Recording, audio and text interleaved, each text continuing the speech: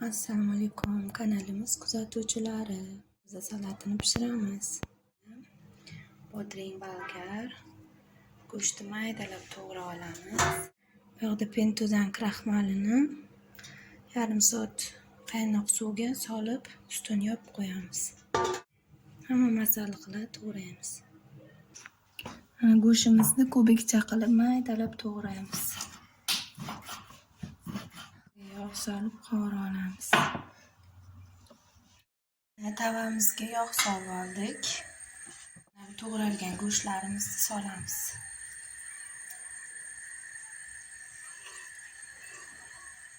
Yaxshilab dimlab qovurib olamiz. Bodringlarni to'g'rab qo'yamiz.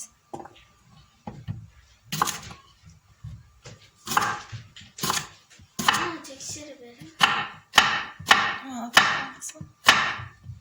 Ko'rsatib o'rabki.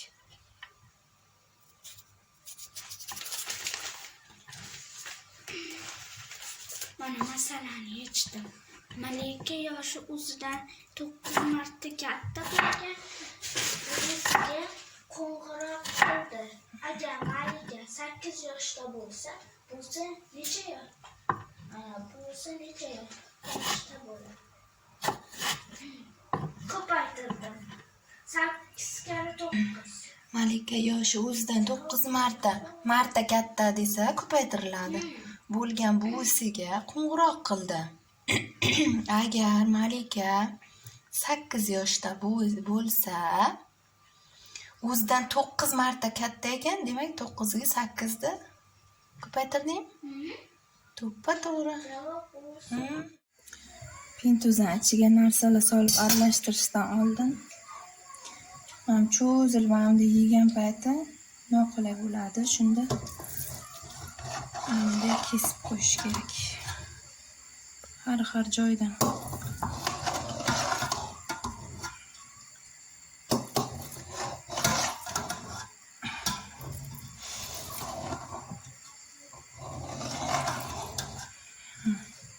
Yani endi kaltaroq bo'ldi-da.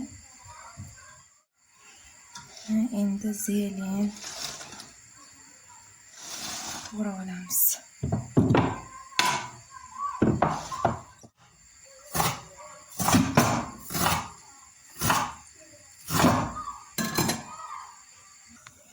Endi bolgarni maydalab to'g'rab olamiz.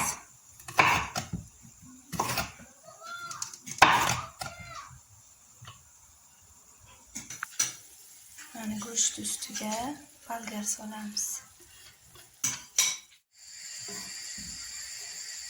Chesnok maydalaymiz. Bolgarni ustiga maydalangan chesnok solib olamiz.